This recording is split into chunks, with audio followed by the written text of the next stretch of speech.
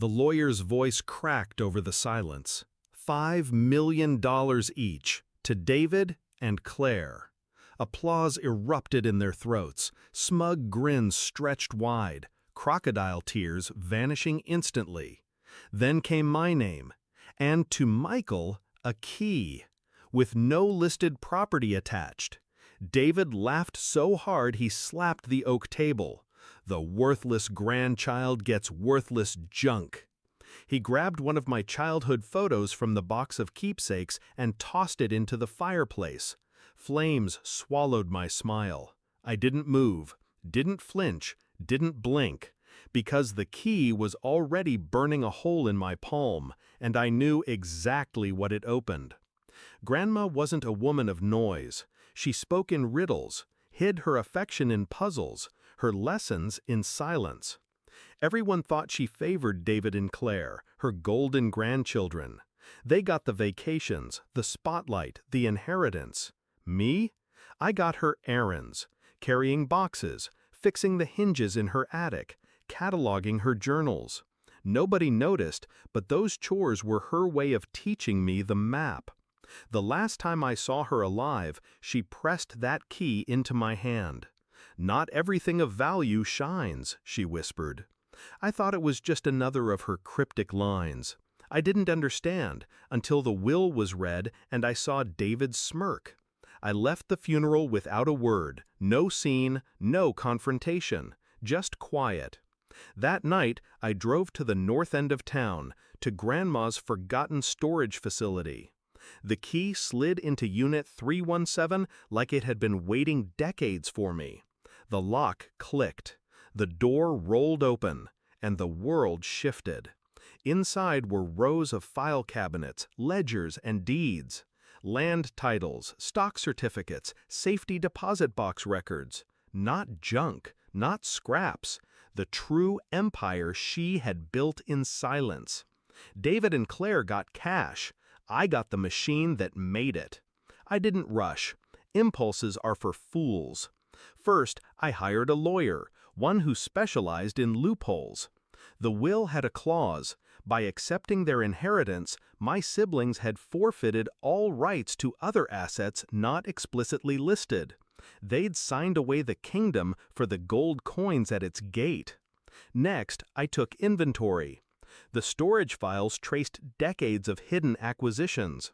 A downtown block of buildings held under shell corporations. Oil shares she never declared to family. A collection of rare art appraised higher than the checks my siblings clutched. I registered everything under a trust, my trust, quietly, legally airtight. Weeks passed. David and Claire spent like addicts. New cars, designer clothes, vacations plastered across Instagram. 5 million drains faster than most imagine when you've got arrogance and no brakes. They laughed at me during our one obligatory lunch. "Still holding that rusty key, Mike?" David sneered, sipping champagne. I just smiled. "Keys open doors. Some you don't even see yet." He rolled his eyes. He didn't know he'd just toasted to his own irrelevance. The climax came at Thanksgiving. The family gathered in the mansion, Grandma's mansion, that my siblings believed was theirs by association. They sat at the table bragging about returns from bad investments. Claire boasted about a boutique she was opening, financed entirely by her inheritance.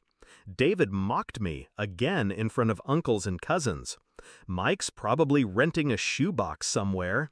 Maybe he can hang that rusty key on the wall, his only decoration.